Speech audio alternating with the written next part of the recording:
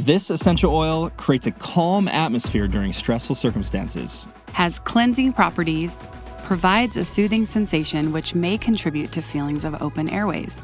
And it actually comes from a plant that can grow 60 feet tall and 15 feet wide. Welcome to the show where we dive into the incredible world of essential oils and natural wellness. Today we're exploring the fresh, invigorating power of doTERRA's eucalyptus essential oil. From its purifying benefits to its soothing aroma, eucalyptus has something for everyone. Whether you're a seasoned oil user or just started your wellness journey, this episode will inspire you to incorporate this versatile oil into your daily routine. Let's breathe in the possibilities.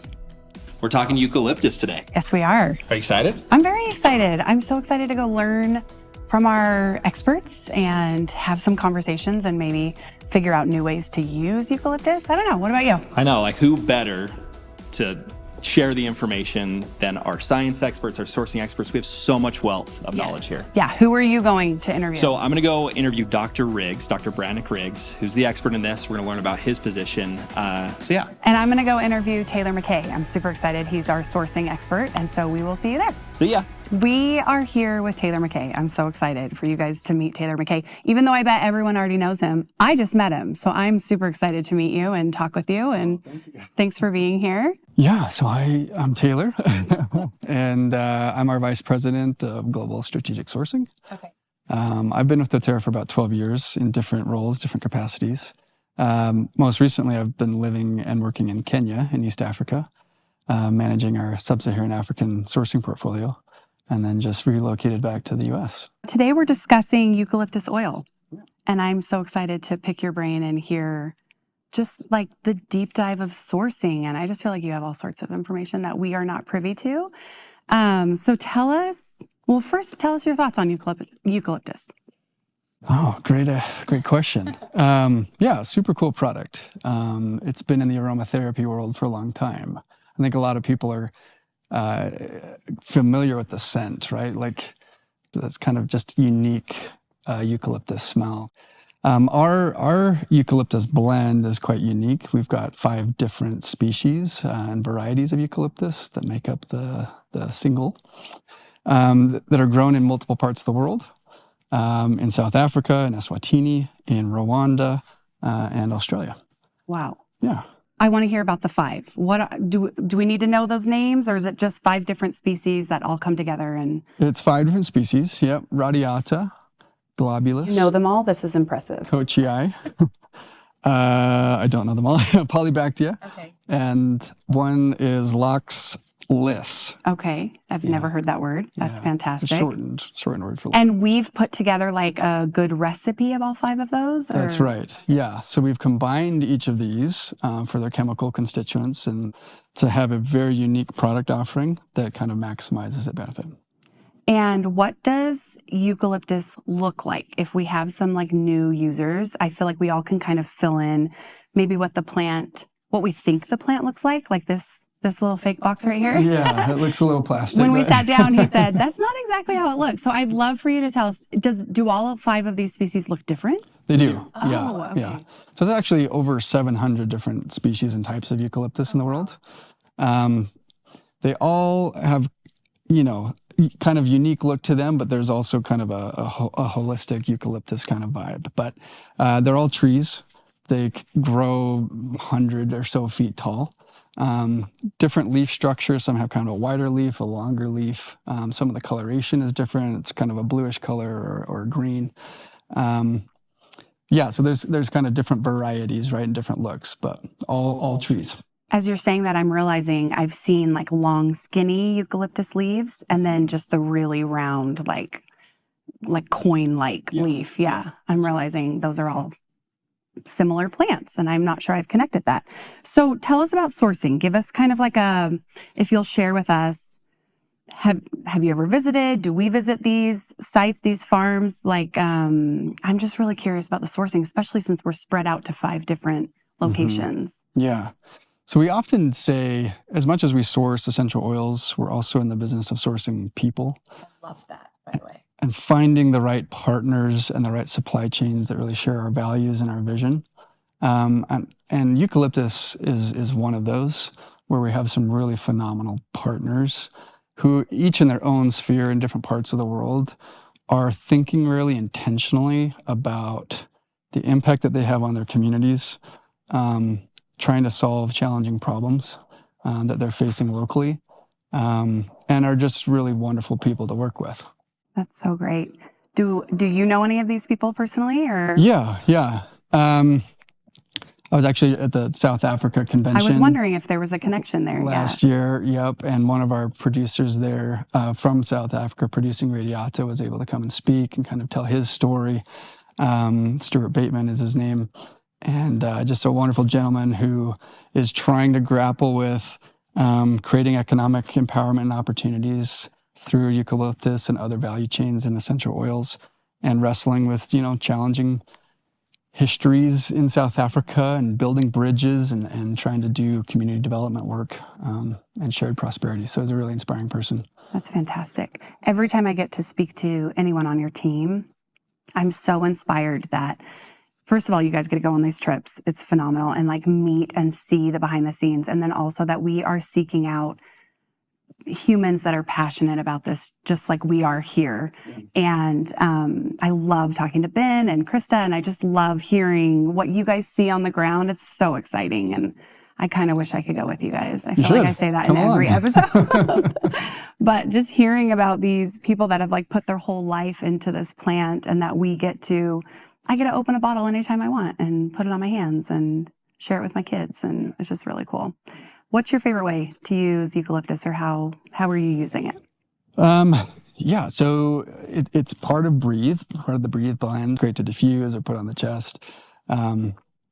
Eucalyptus is just one of those, take a deep breath and this feels way better. Yeah, totally. So diffuser, human inhaler, on the hand. I feel like we put it on our hands so many times today. We love sharing with our new oil users just new interesting ways of maybe try this. And this has worked for a lot of us here. And we so appreciate your knowledge, and sharing your team with our podcast has just been amazing. And to hear more about this oil that we all get to use every day is really special. So thank you so much for sharing with us. Yeah, thank you. Appreciate it. Kate, I got a question. How do you use eucalyptus essential oil? Eucalyptus. Oh, I love that oil. I use it in the gym, in the steam room, where the steam is coming from. So you just drip some right next to the outlet, and then the entire room will smell like eucalyptus. Sometimes when I'm showering, I also like to drip on the floor too, on the tiles and whatnot. So you let the steam carry it up? Yes. So it's more for aromatic usage. Love it. Thank you. All right. Well, welcome. We are here with Dr. Brannick Riggs, the expert. For those who are potentially seeing this for the first time, or they're listening in for the first time, give us a 15, 20-second version of what you do here at doTERRA, what your role is. So I'm an integrative family physician, and I'm vice president of essential oil education.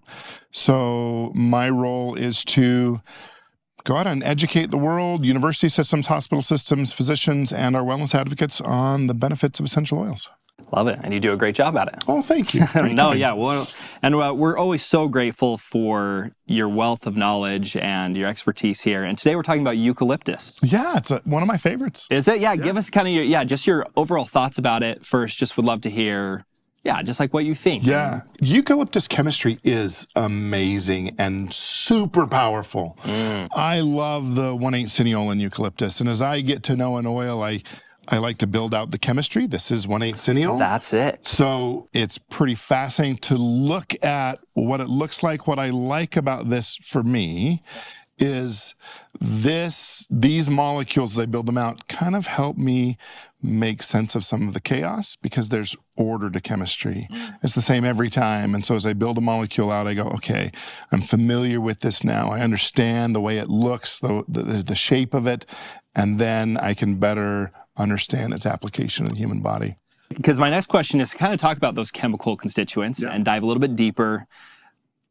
But if you're thinking, if someone potentially has no idea, this is the first time they're hearing about chemical constituents, how do you explain something like this, right? Sure. Because to me, I'm going to be honest, this doesn't mean anything to me. Of course. But I know you could explain it. Yes. So I have an undergraduate degree in biochemistry. It's one of my majors, and I really have grown to love the chemistry of nature.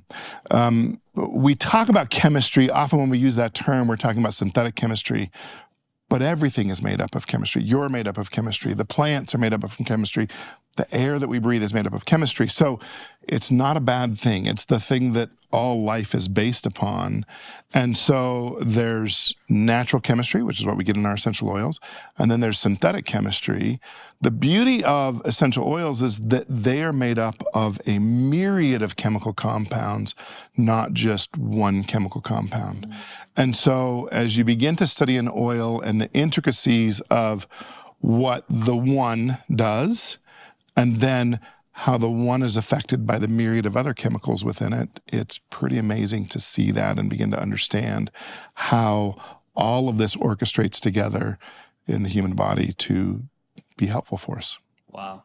So tell us a little bit about the specific chemical makeup or compound of eucalyptus and how they're working together, what's the benefits of that? Give us a rundown. Okay, so eucalyptus is largely made up of 1,8 cineol. That's this one, right? Yep. Yeah. It's in several other essential oils, correct? Yeah. So cardamom, for instance. I love cardamom also because love the smell of cardamom, and it's full of 1,8 cineol as well. So when I'm dealing with anything dealing with my respiratory system, I'm grabbing either cardamom or eucalyptus.